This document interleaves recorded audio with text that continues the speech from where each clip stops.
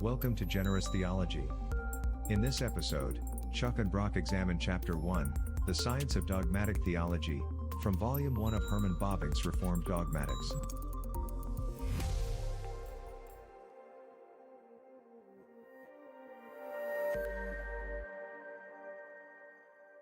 Nice. I'm glad you had a good time there. Yeah, absolutely. Now, are we ready for a little Bavinck tonight? Yeah, I think so. That's great. Thank you, Chuck. It's a pleasure. It's an honor. And we are in, I think, a really fun section. I'm tempted to say one of my favorite sections in all of Bavinck's Reformed Dogmatics, but I think I wore that phrase as welcome out in the Cambridge history. But this was a very positive section, and we were finishing up, I think, near like section pericope 8 and 9, getting into 10 last time, and in the first chapter 1. So Bavinck's Reformed Dogmatics, Volume 1, Introduction to Dogmatics, his Volume on Prolegomena, or First Things, Starting Things. And so just setting the stage for folks here, we have the challenge of the 19th century. This is Bavinck's century, and we have this sort of modern, largely secular. I don't want to paint the Enlightenment as entirely secular. That's not fair. And not completely paint the Enlightenment as a negative.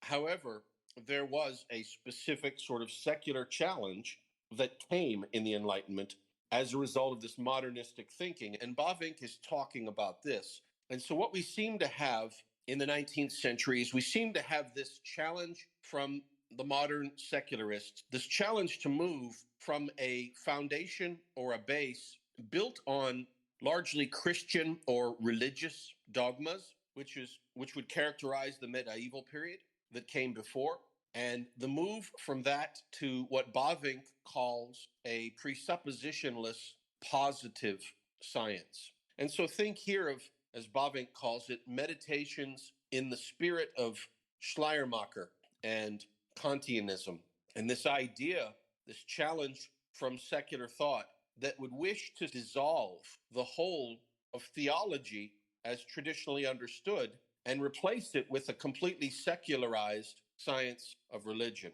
And so, of course, there's conflict and tension here. And Bavinck notes that this challenge really led to two large camps or schools of thought that started off in this 19th century.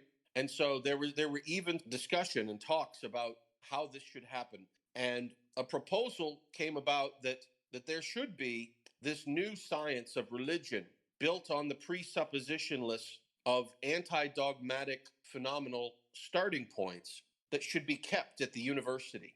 And theology, as traditionally understood, if it were to be anywhere at all, should be taught at a seminary under church auspices. And so we have this idea of traditional theology on the one hand, but this new science of religion as part of the human sciences, or what was termed in the 19th century in the German context as the Geisteswissenschaften, or the human sciences.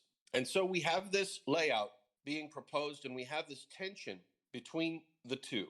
And I think Bavinck talks about in section 10 some concerns there. What are the issues? Why can't we divide Christian thought up into those settings? And we see the split between what's going to largely be considered modern Christian movements coming out of one school and the traditional Christian movements or the traditional evangelicalisms that will come out of the other. And so this is an interesting time period. Is it a struggle, Chuck, between two rival schools of thought? And where do you think this should all go? And what was the push-pull as you were reading this section that Bavinck was talking about? Yeah, it is interesting because there is a sense in which there was perhaps this move by Schleiermacher and some to not be fully presuppositionalist, but he was rather inconsistent, right, in how he applied this rigorous separation of dogmatics from apologetics, from theology and philosophy. And so he got criticized because he didn't follow his own rules always perfectly well. And part of that is because the more you follow those rules, the more you realize that there really is no such thing as something presuppositionless, right? Your presupposition becomes that there is such a thing as presuppositionlessness, and that in and of itself is a presupposition. But as a result of that, you had those who want the study of theology or religion to be very scientific and follow these scientific rules. But the problem you get with that is that's not all that particularly conducive to producing pastors, pastors who are good preachers and who can deal with practical everyday life issues with their flock.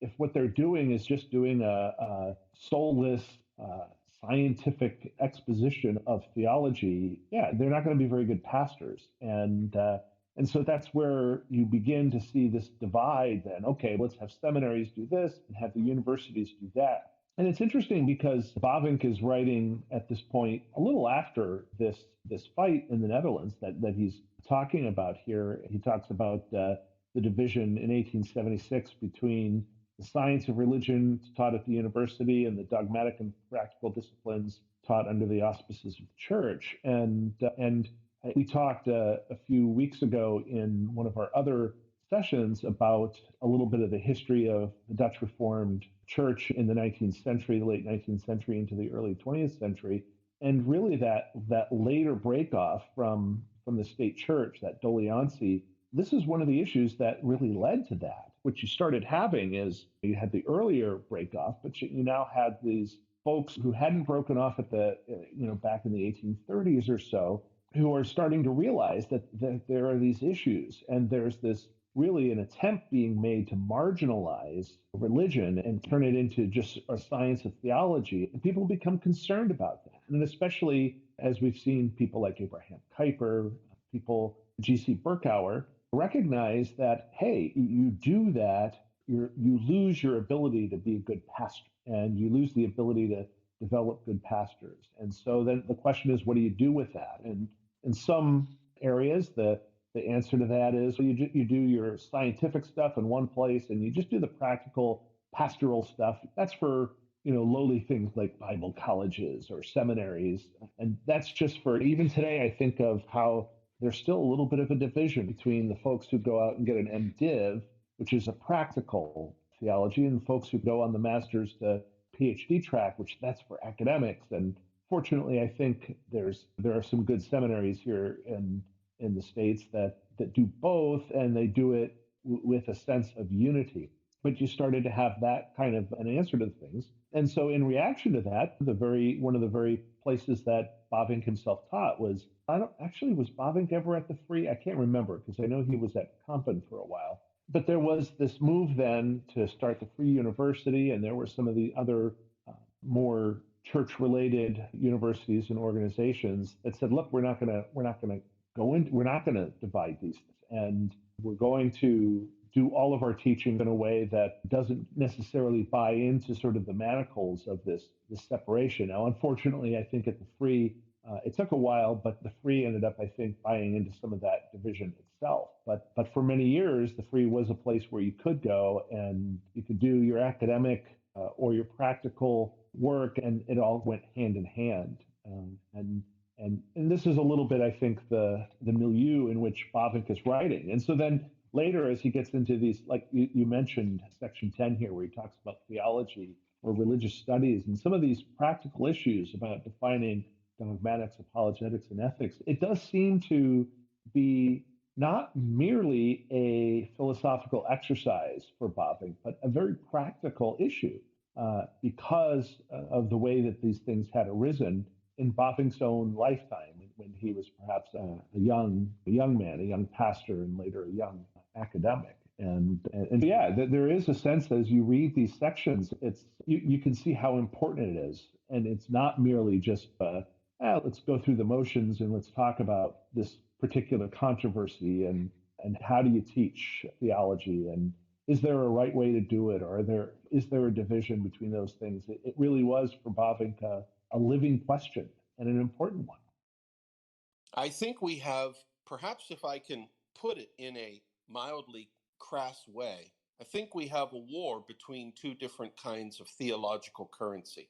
So suppose, Chuck, you wish to introduce a coinage for the nation that we live in, and you want to base that coinage relative to the price of, let's say, precious metals. So your currency would be backed by gold and silver, maybe palladium, some other relatively scarce, high value precious metals. And I come along and I say, why should I link the value of the currency to these metals? And so I come up with this idea. I want to issue a currency that is paper based and that's fiat based, and it has no particular value associated with these scripts other than what I assign to it. And then the society runs an experiment with our two currencies. What are we going to see? And I think in a traditional monetary analysis, there's a principle that bad money, or sometimes says bad coin, chases out good money or good coin. And so what tends to happen when you run these kinds of experiments is that the higher quality monies become hoarded and the lower quality coinage becomes popular and common. Now, does that map directly between the distinctions here between this science of religion versus the study of theology?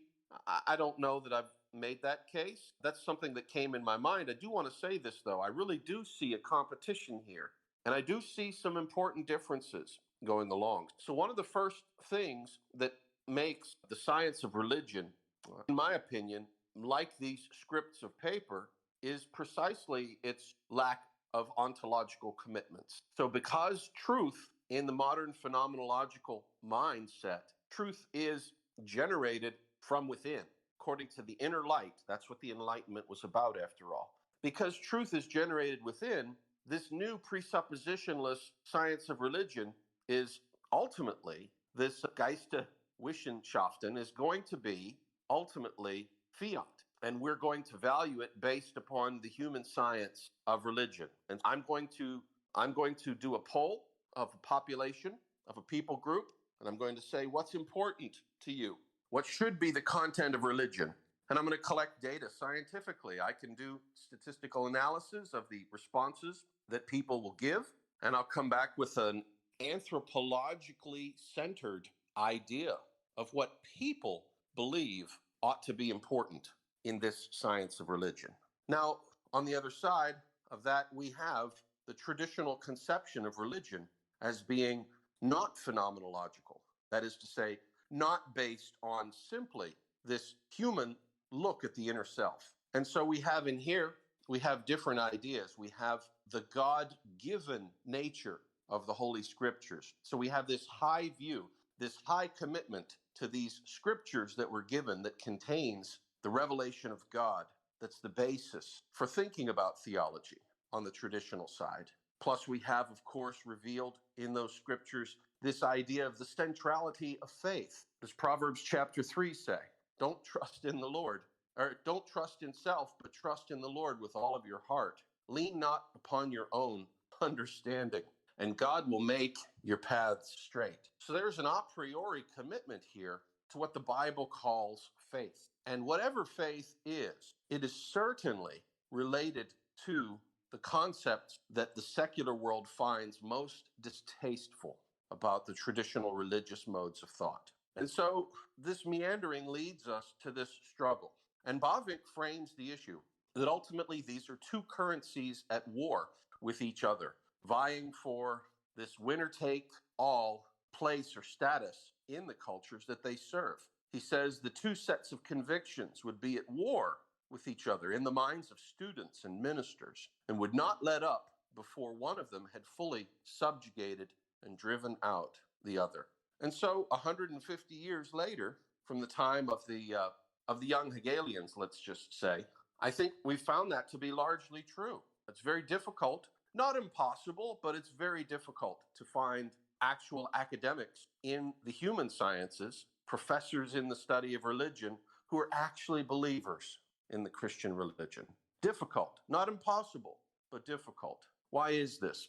Well, in large part because the Overton window has made the traditional concepts of faith, of revelation, of the a priori commitment to the existence of this Christian God.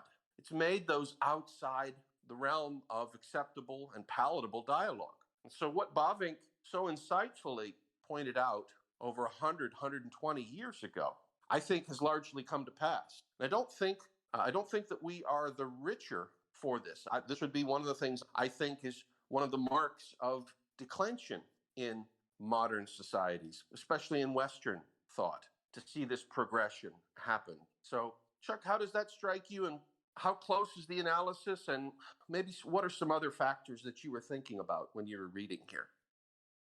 Yeah, one thing I'll get to in a minute, and it's just I also think that this leads to a really interesting discussion about will and knowledge and those kinds of things. But even before we get to that, it really there are some real practical applications to this discussion, and even just thinking about how do we train pastors, how do we train lay workers in the church.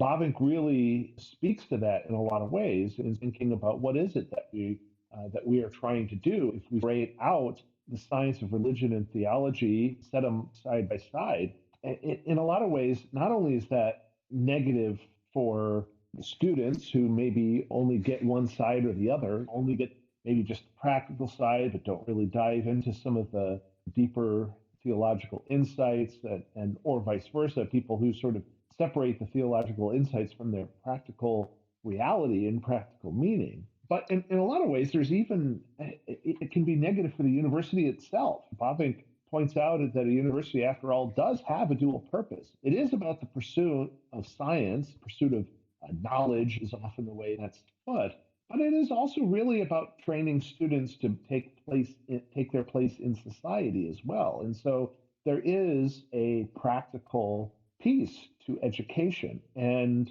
I think we have seen in certain contexts where universities who separate these things out so clearly. That's why you have the stereotype of the ivory towers, the education that does no practical good. And I just ran into this a couple of weeks ago. I was up at a church, not my own, and preaching, and I had talked about a person who's works at a college, at a university, and a Christian college, who is doing research and learning about sort of poverty alleviation things. And so I was talking to this person a little bit about that. And her comment became, she kind of almost went to the other way around, just as some universities are poo-pooing any sort of practical kind of education. She then poo-poos any kind of academic. She says, I don't care about any of that. It doesn't do any good. That's all pie in the sky, ivory tower kind of stuff. We just need to get down in the trenches. And my point was, no, actually, we do need both.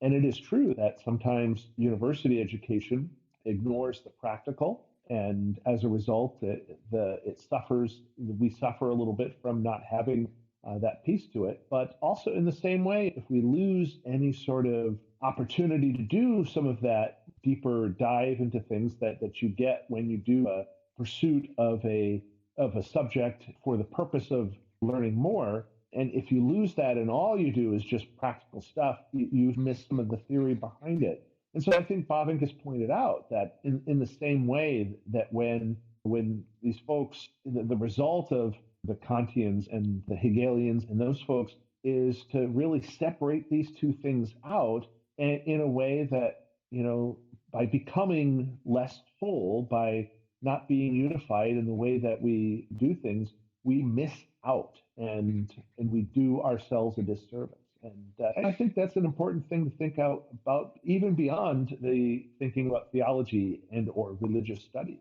It has some practical implications beyond that. So I find that interesting, and there's some good stuff that Bavinck has to say about that. That just even about how it really doesn't make much sense that the idea that positivism is the only possible way that you can do science is premature. For what thinker in the past ever believed in the possibility that the moment he stepped into a study, a scholar like himself could silence his deepest religious, moral, or philosophical convictions? And it's also diametrically in conflict with the theory of those who launched that idea, for the recognition that positivism represents the true understanding of science is a presupposition that it, in advance, robs scientific investigation of its claim to be presuppositionless. That's Bavinck's bringing fire there. So it's really good stuff. But and we'll get in a little bit into some of the stuff about will and knowledge and those kinds of things. But there is just so much here. By the way, we've read through these pages a couple of times, and every time I've used a different color highlighter to point out things that I've noticed. And it's amazing on these pages here in section 10, especially. I've got so many different colors of highlighters because every time I read through this stuff that Bavinck is saying, I pick up on another little piece, a little nugget here that's so important. And it's just really good stuff. Yeah, this is a great section, my friend. And I think it's worth acknowledging that at least in theory, it doesn't have to be this way. Bavinck is talking about this winner take all conflict between the two schools of thought. And I could imagine somebody reasonably saying, why can't this be a friendly conflict? Why can't this be an iron sharpening iron sort of situation where one school of thought keeps the other on its toes and on balance, and the other school of thought does the same?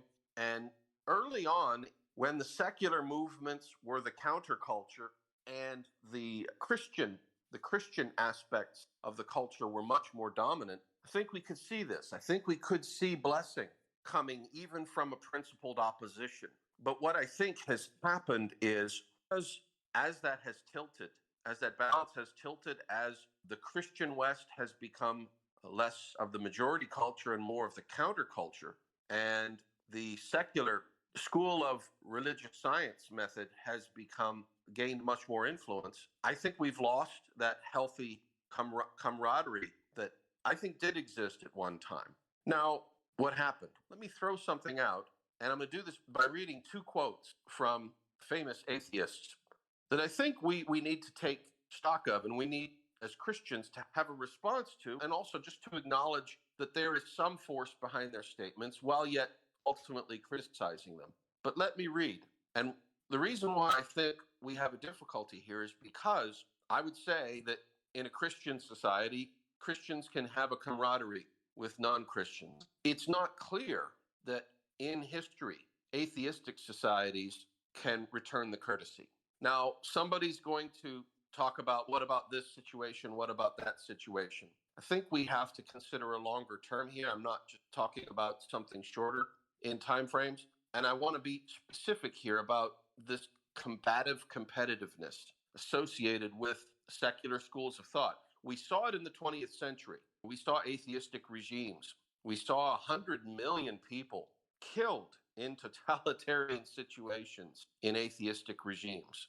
And the Christian West, of course, is far from innocent in that same time period. But of the two, I think we can declare a winner, at least in the 20th century, for human flourishing. If you were going to be in one of the two, it was pretty clear. Now, I apologize, I got sidetracked here. Let me read these quotes, and maybe I'll just read the first one first and then give you a chance to respond and then maybe follow up with the second one. So the first quote comes from Mark Twain, and it expresses this secular idea of atheism as the default position and the Christian position as being outside of the Overton window of palatability, or outside of what polite societies where they ought to start discussions. So here's a quote from Mark Twain, and he says this. He says, "Wherever the missionary goes, he not only proclaims that his religion is the best one, but that it is a true one, while his hearer's religion is a false one, that the pagans' gods are inventions of the imagination, that the things and the names which are sacred to him, the pagan, are not worthy of his reverence, that his fathers are all in hell, and the dead darlings of his nursery also, because the word which saves had not been brought to them, that he must now desert his ancient religion and give allegiance to the new one, or he will follow his fathers and his lost darlings to the eternal fires. The missionary must teach these things, for he has his orders. And there is no trick of language. There is no art of words that can so phrase them that they are not an insult." So, what a revealing quote. Now, first of all, Mark Twain, in saying this, doesn't speak for all non-believers. So we have non-believers who had a track record of interacting graciously with Christians over this time period. But what we see in Mark Twain, what we see in the young Hegelians, what we see in the other profane men of the 19th and earliest 20th century. Think here of people like, for example, H.L. Mencken, Colonel Robert Ingersoll, other famous atheists of this time. What we see, and eventually in the 21st century, in the outbreak of the new atheism, as it is sometimes called, we see this idea that for Christians to even participate in polite society is starting from a place of insult. And that introduces an element of regulation by tone. So Mark Twain is not saying in here that the Christian is doing anything illegal, but where it will go is that to be and act in this manner that Twain indicates is ungracious. It is insulting. And if it's not illegal, it's certainly in bad taste or bad form, should be rejected. We see those things now today, Chuck, for example, with ideas around entity. And so you and I have talked about these issues before. If I demand that you address me with pronouns of my own choosing, I'm not making a legal demand. There's no court today that upholds a legal requirement that you address me. And yet, there's such a power in the court of public opinion that for you to not address me as I demand is deemed a public insult that can even be associated with responses like cancel culture. Now, did I go too far with that, Chuck? Or where would you respond here with this idea that there's a temptation that this window is going to come in that's going to seek to push one of the schools of thought out? Yeah, I think with Twain's quote, what's really interesting about it is that there's a sense in which, until we get to that very last sentence where we talk about insult, there's a sense we could agree with it all. that there is a real difference between a Christian way of thinking and a non-Christian way of thinking. And in fact, for a lot of us Christians, I think we recognize that there's often this discussion, and later we'll see it in Bavinck as well, but it also comes out in a lot of other Reformed thinkers about this idea of the antithesis, that there's no neutral ground. You're either for Christ, for God's kingdom, or you're against it. And in some ways, we can, right up until that last sentence, we can say with Mark Twain, hey, yeah, we agree with you. These are two systems that are absolutely opposed to each other. The question then becomes if these are two systems that are inherently opposed to each other, as we Christians would say that they are, then does taking one position or the other turn into an insult to the other side? Now, I would point out that what's good for the goose is good for the gander, and there's a sense in which you could make the same argument that in some way the person who is making the argument that in favor of atheism is in many ways insulting those who have a traditional religion, and that could include Christianity, but it could include many other non-Christian traditional religions as well. That argument doesn't always get listened to very well, but it is one that I think that Christians should remember. And there is a sense in which at times I think we might even find a brief level of common cause with certain non-Christians on some of these issues. As an example of that, I find that when I read a lot about what's going on in France and on their very anti-religious laws and interpretations of those laws, they're often being interpreted very much against Islam in France. Things like banning swimwear that covers too much of the body. There's a sense in which maybe we have some common cause in a place like that with Muslims or other traditional religionists, that, hey, look at what's happened in France, where this revolutionary way of thinking has basically set aside any traditional religion to the point where the very rules that the Republic has passed are an insult to all traditional religionists. So that's one piece of it. But you've also pointed out that, I think this can certainly be a concern, that what often happens in a situation like this is that while it may be true that there's two sides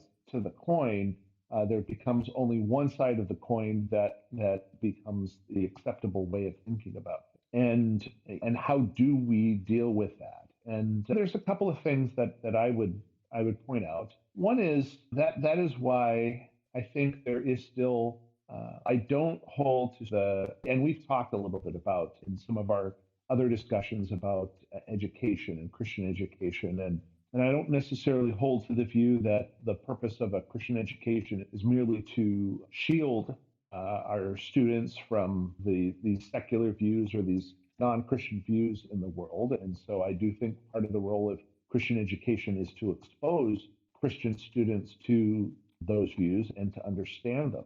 But there is also a sense in which we need to have Christian education, explicitly Christian education, to train Christian students to understand that these issues are out there and to train in a Christian world and life view so that we can challenge those presuppositions, just as the new atheists will attempt to challenge the presuppositions of Christians. We need to be able to be out there and challenge the presuppositions of atheism or of whatever other view.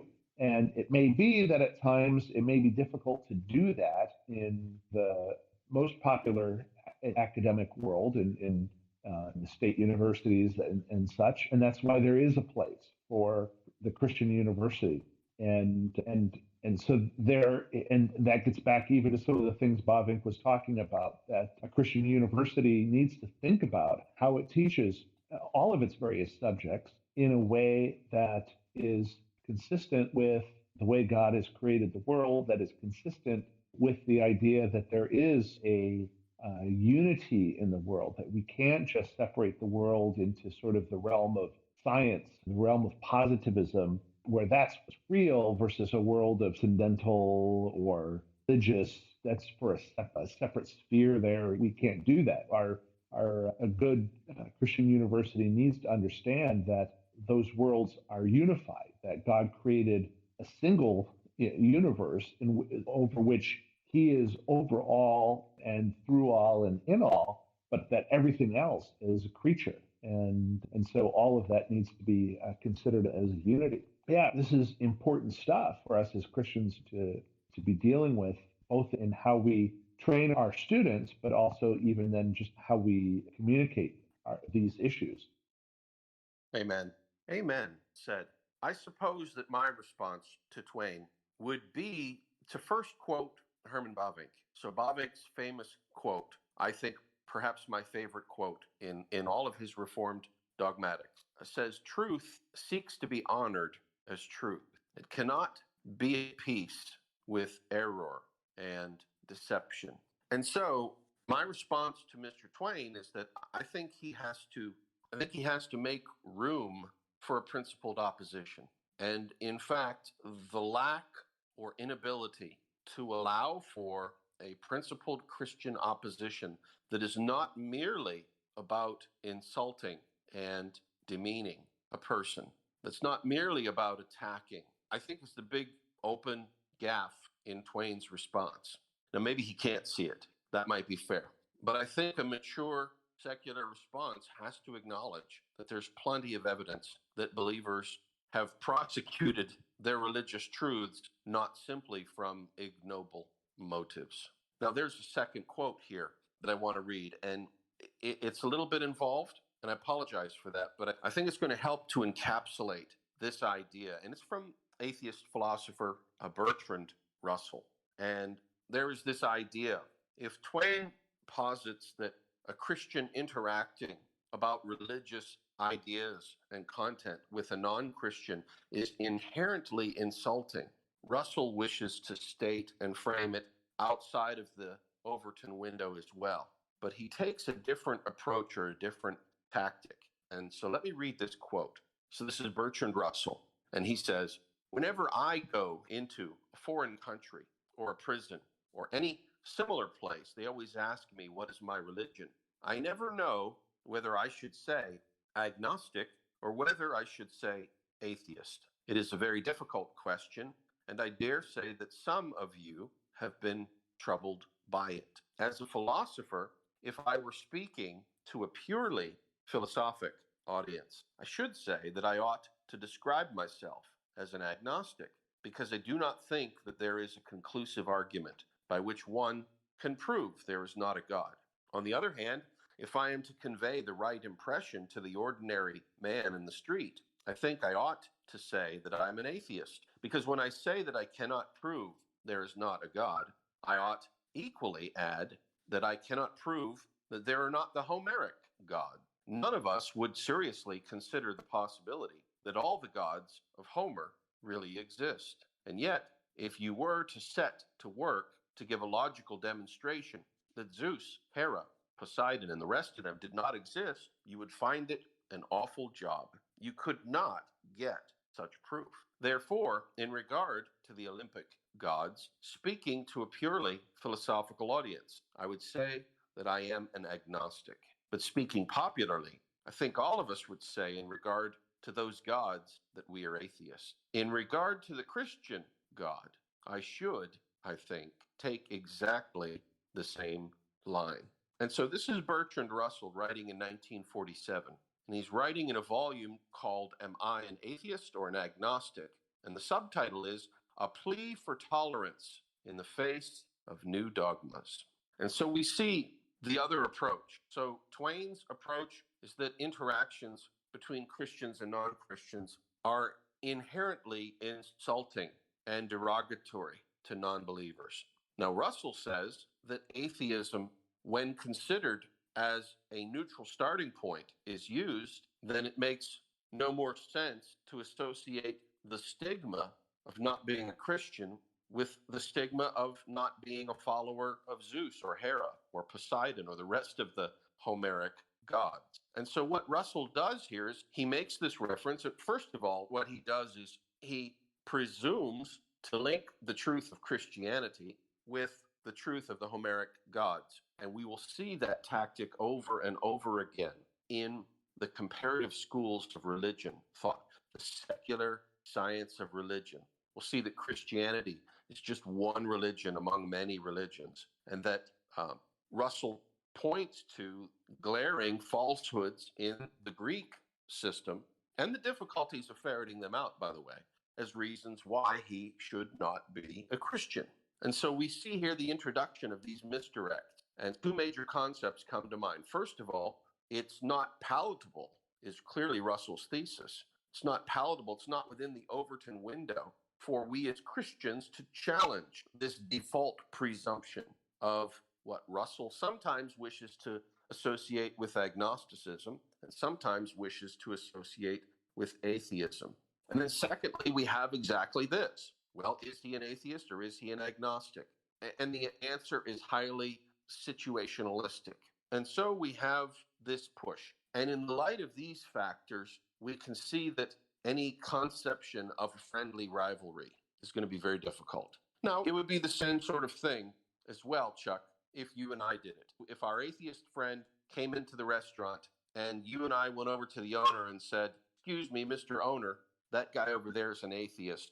Don't serve him in your restaurant." Clearly, I think you and I would both agree that would be beyond the pale for us to do as Christians. But at the same point in time, by eliminating the camaraderie that Christians and non-Christians can have as being equally in this world that God has created, and thus people in both groups are worthy of some dignity and some presumption of nobility, of participation in our shared culture. In essence, we've accepted, by taking in Twain's principles and Russell's principles, we've accepted this all or nothing, winner take all nature of secular thought. And I think to our detriment. Chuck, that was a long quote, and I spent a little bit more time with it. How does that bounce off you, and where would you go with it? It's interesting that I see your point there. It is interesting. I think that the answer to Russell is likely to ask him, if you cannot prove that the Homeric gods exist, on what basis can you really reject them? And in some ways, all he does then in trying to lump together the Homeric gods with the Christian God is to make some sort of argument about this is all passé. Nobody believes the Homeric gods anymore. And yet the answer to that is, but except that's not true of the Christian God. There are still today many people who believe that. And while atheists may want to believe that someday that's going to change and that there's a coming day when there just will be very few, if any, poor souls who still believe in this superstition of the Christian God, the fact is that belief in Christianity continues to grow. It may not be growing in his world, it may not be growing in the academic world, it may not be even growing in the Western world, particularly, but in the entire world, Christianity is still the fastest growing religion. There are more Christians today than there have ever been. And why is that? What is causing that? And you can't make the assumption that someday that'll change because there's no basis for that. Now, I get that there is also, I think we do have to remember that there is a role here for faith, and faith is a gift of grace. And so there will be some who sadly have not received that gift. And for those folks, they're never going to perhaps have an understanding of this issue. But I think there's at least a way to argue on Russell's own terms that you may never come to the ability to prove to yourself the presence of the Christian God without faith. And if you deny any validity to faith, that may never come. But yet, using his own arguments, there's still not a validity to entirely reject it either. And in fact, there is a sense in which using those same arguments, the case for a Christian God may actually be stronger than the case for atheism because on his own terms, you can see that unlike the belief in the Homeric gods, which has in essence disappeared, the belief in the Christian God continues to grow. That's not necessarily going to persuade Russell in any case, but it is an argument on his own terms. And at times, I think making those arguments on their own terms is about the best that we can do in an attempt to perhaps point out some of their own presuppositions and some of the weaknesses of their own arguments. Amen, my friend. Amen. Thank you for that response. I think Christians do just as poorly as Russell and Twain to insist in one sense that there is no principled opposition outside of the Christian position. Now, that may be true. And in fact, the whole Christian thesis of sinners as inherently God haters by nature, I think is a doctrine that we Christians need to talk about. But it has to come about in a context that makes clear that there's a process behind that. People are God haters because of the fall into sin, because of the bondage of the will, and not simply because I'm a Christian and you're challenging my Christian position and my response is, oh, you're challenging my position, you must be a God hater. That would clearly not be a tenable position. So we have to talk about things, I think, respecting that, at least at a prima facie level. Chuck, there's no harm in acknowledging that other people have different positions on issues than maybe we do, and that we can recognize those positions, at least in a prima facie sense, without passing a final settlement on the validity of those positions. Otherwise, how can we have a mixed society in which people value things differently? And so I think this has been a really interesting section. Bavinck has really shown us the lay of the land, where the challenges of the 19th century that have come up and why they've come up. And I'm very appreciative for that. And so this was a good discussion here. Do you have any last thoughts or anything that you'd like to say to wrap things up here for tonight? No, I think we covered it. I think there are a few little pieces that we can get out of this chapter that we haven't quite gotten to, but that's okay. We've dealt with a lot of the key issues. And Bavinck is really, it's interesting. This is really the introduction of the book on first things. It's an introduction to an introduction. And yet there's so much there that has a real practical impact on how do we do theology? How do we think Christianly? How do we teach Christianly? Already we're just 50 some pages into 2,500 pages worth of stuff, and these key issues have come up already. And that's why this set of books is such gold, and that's why we've committed to spending some time really going through it all. It's just really important and really good stuff.